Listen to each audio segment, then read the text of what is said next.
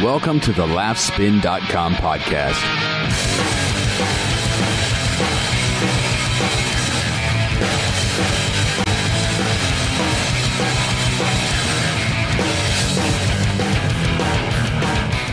Hey, it's Mike from the Laughspin Podcast. Just wanted to quickly intro this interview that I had with Jim Jefferies, stand-up extraordinaire. We got a chance to talk a little bit about his new show coming up on FX, January 17th. Also, he's going back on tour starting in February. And we talked a little bit about him being a new dad and all kinds of other stuff. So enjoy. So you just finishing up shooting for today? Finishing up shooting the second last episode, and then we have a break. We filmed the last episode in January. Oh, excellent. Yeah. The show's coming out in January. This is got to be big for you, man. This is got to be huge, right? Well, I've had things happen before where I thought they'd be huge, and they weren't as big as I thought. I don't know if people are going to watch it. All I know is it's a show. I'm proud of it. I've watched the episodes, and I think they're good. So I'm not giving out a product that I'm cringing about or worried about people seeing. I hope people do see it. Yeah. Yeah, definitely. I've been very excited to, first of all, talk to you because I'm a big fan, and also excited for the show because FX has just kind of been on a roll with their comedies and their choices for giving comedians a shot at putting something together of their own mind. But the big thing is FX has been kind of tight-lipped about what the show's about. Can you tell us anything about it? I can tell you exactly what the show's about. The problem is the show doesn't translate very well into advertising where you could go, oh, right, and you could see it from there. Basically, if you followed my stand-up, you'll recognize most of the stories are directly from my stand-up. It's the first episode's me taking my friend with muscular dystrophy to a brothel, and then we got the airplane armrest story from Fully Functional. We got the South African bathroom story, and the girl being threatened to be raped in the car, and they're all there, But it's basically... it's sort of me when I just got to America. I've got a couple of friends that I live with that are based on actual people from my life in Australia. And we've got DJ Qualls plays the character with muscular dystrophy, and he was only meant to be in the pilot episodes, but he tested so well, everyone loves him so much that we worked him into the other episodes. So now it's basically my stories with a guy with muscular dystrophy. is the best way to describe what's happened to the show. That story in itself is probably one of your most famous. I mean, watching your comedy acts, that is in essence. Alcoholocaust, I was so impressed with only because it was an hour-long special and you told maybe 3 stories, and that was an hour. Yeah, and that was it, and it was amazing to me because it felt like it flew by. It felt like it was like 15 minutes. Yeah, well, half the show was one story. Yeah. It was very hard to edit Alcoholic. There is a DVD version of it that's 20 minutes longer. Wow. With all the incidents. The DVDs are, a lot longer, but the special had to be edited down to an hour. As I said, it was basically 3 stories. How is it possible that you made somebody with muscular dystrophy test well enough to bring back? Basically. The cool thing about DJ Qualls is he already looks disabled, but he's fully able. It's weird. So we were filming on Venice Beach the other day, and he just gets so used to his wheelchair that, like, even when it's not filming, he'll just use that to get from scene to scene rather than make someone else push it, you know what I mean? Right. And just a lot of people have seen DJ and Hustle and Flow and Road Trip just coming up, just like, oh, hey, man, can I have a photo? He just takes photos in his wheelchair. I don't think no one ever asked, oh, shit, when did you end up in a wheelchair? The one thing you were talking about is that a lot of your stories have made their way into the show, and it what's really interesting about that, and especially a lot of comedians that tell a lot of really great stories, is that they never seem to have to be crafted. They never seem to have to be worked on in order to get the laughs when you want them to. But I guarantee that's probably a way different scenario, correct? They get expanded. I always say that people always say to me, they go, how do all these things happen to you, right? I don't think they do happen to me. I think I have the same life that everyone else has, but I think the difference between a good storytelling comedian and just one of your mates in a bar is that I don't finish stories with you have to be there. Right.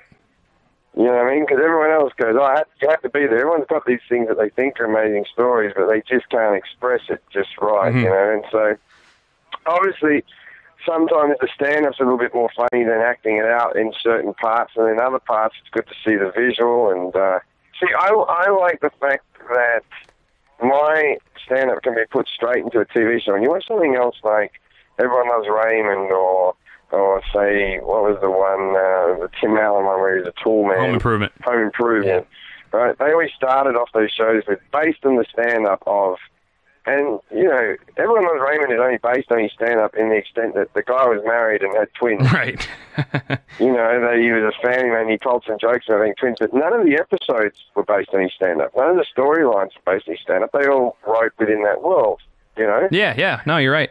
And same with Tim and Toolman. He didn't do episodes about, oh, you know, my 3 boys and my wife, and I go, he never did any of that. It was just a nice way of saying that the person created the show rather than whatever. But this, we don't put that at the beginning of our show, but this is genuinely based directly on my stand-up. Wow. So now with the show, what happens as far as when the stories run out? I mean, are you, or are they? Well, the thing is, there's probably 6 episodes that are directly from my stand-up, and there's maybe 3 episodes that are just stories that I used to tell my friends, you know, like, this happened to me, that happened, that were never really that, for one reason or another, I never put them into stand-up, you know? Okay, I get you. And, you know, we'd just sit around the room for ages, and I go, all right, what about this story, what about that story? And we'd go through all of them, and then we'd expand them. And then there's maybe 4 episodes that once we got into that world, we could just make up stories, you know? Oh, okay. And so there's obviously some episodes that are just made up from scratch, you know. Yeah. But I'm not super worried about running them out. I'm not, at least for season 1 and 2. There's a few episodes that we pitched to them that we couldn't get through for budgetary reasons. Mm-hmm. But I think if the show's popular, we can definitely make those episodes. You know, like me being in the helicopter in Afghanistan, and the guy gets shot on the ground while we're in the, you know what I mean? Like, that would have been a really cool episode. Yeah. We couldn't do that. I think for a couple of reasons, it's expensive. Plus, Louis had just done an episode in Afghanistan. And right. We're of course, we're very conscious of being compared to Louis. Because I personally think without the Louis show, I don't think they would have made my show. I think FX were very open to the idea of doing another show involving a comedian. That's interesting that you mentioned that, just because, you know, Louis kind of broke down a lot of barriers for certain comedians of his ilk to get shots with FX, and he's been very vocal about how hands-off FX has been as far as censorship. Have you kind of got that same feeling from them? I've sold a few scripts in my day, and this has been the best experience I've had. I do get notes calls, and I do get, you know, I wrote the show with another person as well.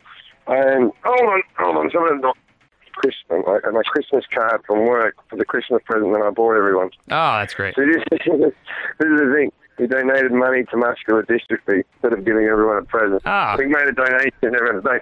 We just think that if the shit don't hit the fan, we've always got that to back us up,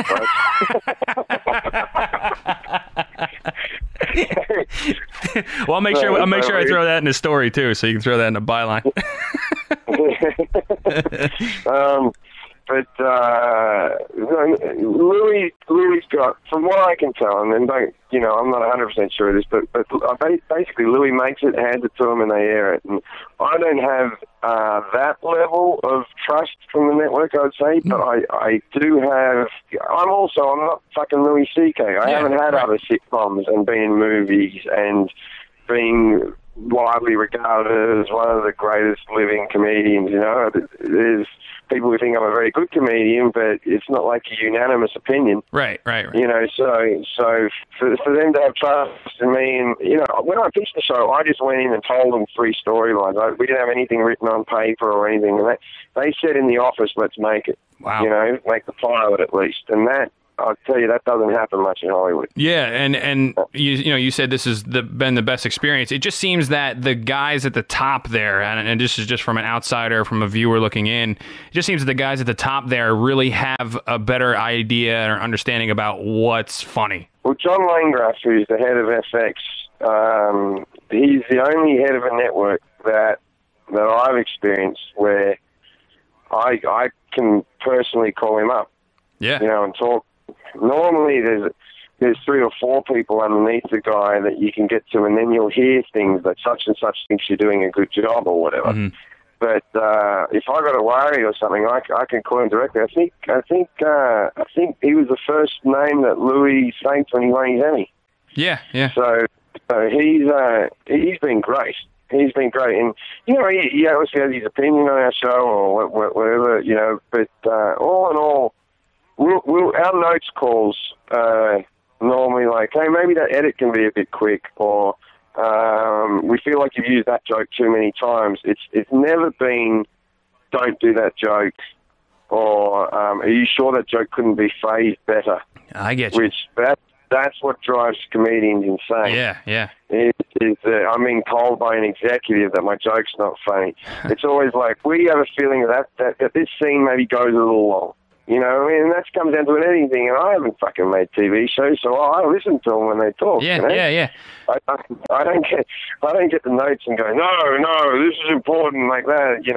For the most part, I sort of, when they tell me something, for the most part, I agree with them. So it sounds like it's been more logistical criticism than creative criticism. Yeah. Like we turned in, for the 13 episodes, I think 15 scripts. And the theory was that we'd give them a couple to decide, so there's a cushion so that we didn't have to go, we hate this episode and have to rush one through, Yeah. We gave them 15 scripts and they said, we only like these 2, and then we went, perfect. Off we go. Yeah. And then, those 2 we can still improve on, or maybe if we had a bit more time we could think about. But because it's just me and Peter O'Fallon who did everything, really, we had to, because Peter's directing every single episode. Oh, wow. So normally you've got the other writers off doing things on the scripts while I'd be off acting, and we'd have a different director every second episode. But we had to have everything fully written and in long form before we got on the first day, Yeah. And I go, Peter's been doing that and doing the editing on the weekend, and I started trying to help with the editing, but I can't watch. I don't know how Louis does it. I can't watch every single bit of footage I filmed during the day. I just let them show me my best work, and then I'll go. And then I'll go, all right, and then I watch the edit before they give it to the network, and then I go, all right, I hate this scene, or I like that scene. I would never be so audacious as to put my name on the editing credits on the show, let's put it that way. Gotcha. Now, I want to ask you, if I may, a little bit about your personal life. I know you've recently become a father, so congratulations on that, definitely. Yes, I have. I've become a dad, yeah. Of 6-week-old Hank Lennon Jefferies, his name is. Hank Lennon Jefferies, so Lennon after John Lennon, I'm assuming? After John Lennon, it's not the communist leader. And speaking of the Beatles, your Paul McCartney story, the time you met Paul McCartney, is probably one of my favorite stories of all time. Oh, right. I haven't even told that a few times. Where'd you hear that? I think you were on O&A, and you told that story. Yeah, right. I've been trying for years to work that into I say years. It only happened about 18 months ago, maybe 2 years ago. I've been trying to work that in on stage. I've told it about 5 times on stage, and it's just now getting to the stage where it's an obscure story because the references to Neil Finn. Uh-huh. It's like I'm trying to tell everyone how impressed I am by meeting Neil Finn, and no one knows who Neil Finn is, and then it's, there's thoughts to me that maybe I should just change Neil Finn's name, and I thought maybe then the story wouldn't seem so real.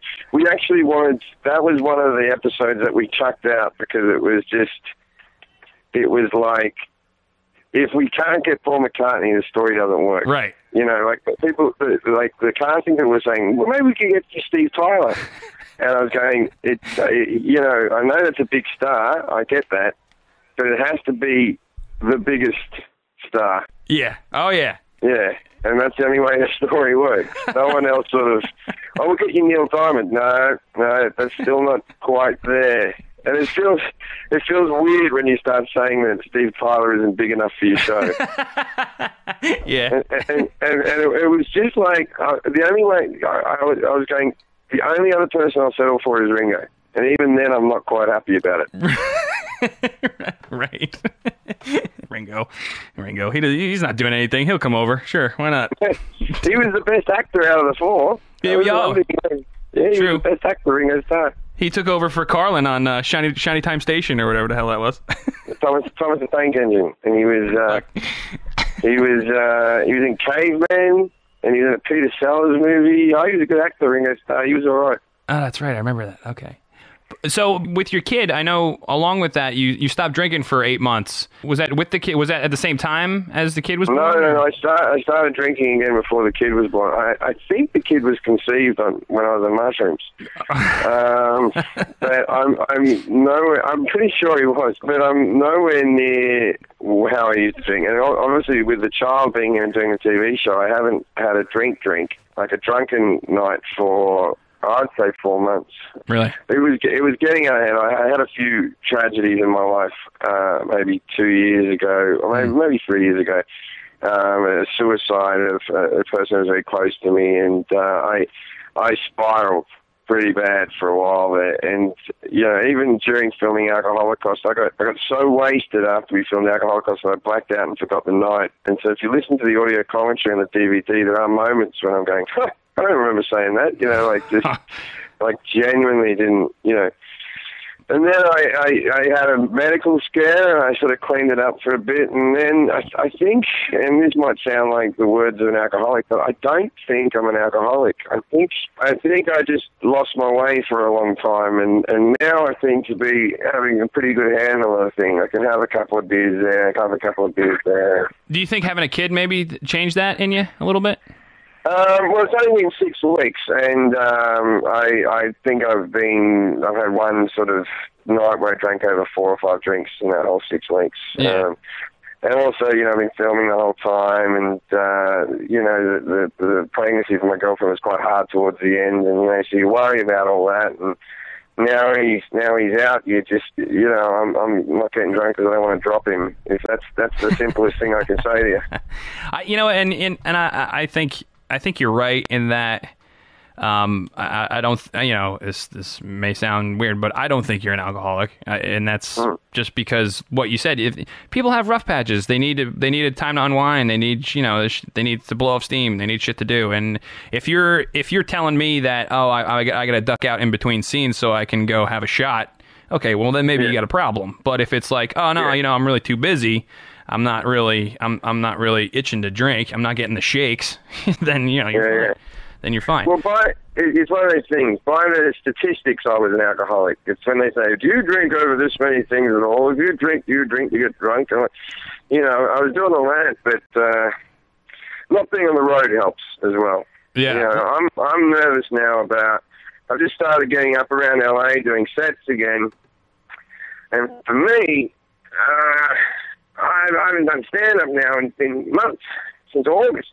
Yeah. And I'm a little rusty, and because I've just brought out Fully Functional, it's like when I go back on the road, I've got to have a new hour up the road. And your tour kicks off, in February, right? February. I've got a good 40 worked out now. I've been going down the clubs on 10, 15 every night for the last few weeks, and there was some stuff that I was trying on the end of the last tour that I'm working up, and there's a lot of stuff that we edited out. Fully Functional was about an hour and 15 minutes long. We edited out 15 minutes. So, I've got enough stuff now, but it's not a cohesive, solid hour yet. Yeah. All the jokes are there, but it doesn't seem to flow quite yet, and that's what I got to get working on. But it'll be ready by the end of January. That's my main focus now. I've just got one more episode to film here, and then it's back to stand-up, man. I think people are worried that me with a kid and all that type of stuff, I'm not going to be as good as I was, which I think is silly. I had someone text me the other day, tweeted me the other day and say, since you've had a kid, you're not funny anymore, right? Now, first of all, I was never funny on Twitter. I never really was very good at that medium. But, so this guy's basically telling me I'm not funny, but I haven't produced a product in 6 weeks. Yeah. So look at Yeah. So you're just assuming I'm not funny. give me a chance here. Yeah, okay, you got to wait to actually do something. Yeah, right. Unless it was one of my friends who wrote it, I don't know. Let me ask you, talking about that, being a father, and what's one thing about becoming a father that nobody tells you about? How easy it is. Really? Yeah, I'll tell you why I say that. Go ahead. Right? And I'm not at the stage where I have to be a good parent. All I got to do is keep the thing fucking clean and make sure its neck doesn't break and, make sure it's sleeping on its back and all that type of stuff, right? Sure. People rejoice in telling you that when your girlfriend's due, your wife's due or whatever, and they went up to her as well. People seem to fucking rejoice in going, oh, you'll never go to sleep.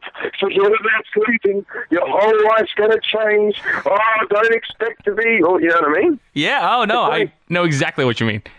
I was terrified, right? and then, you know what? It's way easier than being a drunk or a coke addict. It is so much easier. It's like, oh, right, I'm waking up. I'm just tired. I haven't got a dry mouth and I haven't got a headache. I'm just tired. That's right? It's a good way to. It's a great way to look at it. People should be going up to coke addicts saying, you don't know how depressed you're going to get in the morning. Oh, I don't envy you. Right? And I pick this little thing up and it's crying and I pick it up and jostle it around a bit and then it smiles at me and I'm like, fucking, this is great. I don't start crying and want to call an ex-girlfriend. Yeah. Right, hangovers don't go away that quickly. That's great. Yeah, exactly. Oh, you won't believe it. Oh, wait till the baby comes. Oh, yeah. No, I recently got married and I got the exact same speech. Oh, you're never going to be able to get a word in edgewise. Oh, wait till you're married. And then, yeah, it couldn't have been an easier process. I don't understand. It's like, wow, you've obviously did it wrong. Yeah, exactly. Exactly. Just keep the thing fucking clean. Yep. Support its head. All right? There you go. Try to wash your hands around this. It's the little things. Yep, exactly. Does it look more like you or your girl? It could be my twin. Really? He looks just like you? He looks just like me. Yeah. Wow. Much to the dismay of my girlfriend. I've been making jokes the whole week before I was born about it. This thing comes out black or Asian, don't expect me to be, I was doing all that. And then when it came out, I was like, oh, that's my baby. Yeah, knew it right away. It lifts one eyebrow, it wrinkles its forehead, it has the same colour hair as me, and the same hairline, and the same fucking... He's got no chin. He's just like me. Were you able to be there for the delivery? Yeah. Oh, that's excellent. Well, how was that? Do you kind of look at your girl a little bit differently now, or were you able to stay behind that wall? Yeah, because the baby was the wrong way around. Oh, really? We didn't have an option in the matter. Yeah. And so she, hardest thing about that is a needle in the spine. Oh. And then after that, she's fucking awake with you, talking to you as calm as calm. And then the baby comes out. All right, man. Well, listen, I'm gonna let you go. I know you're real busy, but hey, I appreciate it. I just want to make sure that everybody gets you get the plug out there. January 17th, and your tour starts February 1st in Atlanta at Variety Playhouse, and you're pretty much going all over the place, going to the big. Yeah, and 50% of that tour is already sold. Oh, excellent. Yeah, sold out in the first sort of week it went on sale, so tell people to get their tickets. Very, very good. Get your tickets now. All right, man. Thank you very much for coming on, and good luck with the show. I know it's going to do great. Thanks, brother. Thanks. All right, see ya. So there you have it. Jim Jefferies' new show starts January 17th on FX. Check your local listings or go to fxnetworks.com and check out the show page. Also go to Jim Jefferies' website, and you can find out the tour dates and whether or not he's coming around near you. Begins February 1st in Atlanta.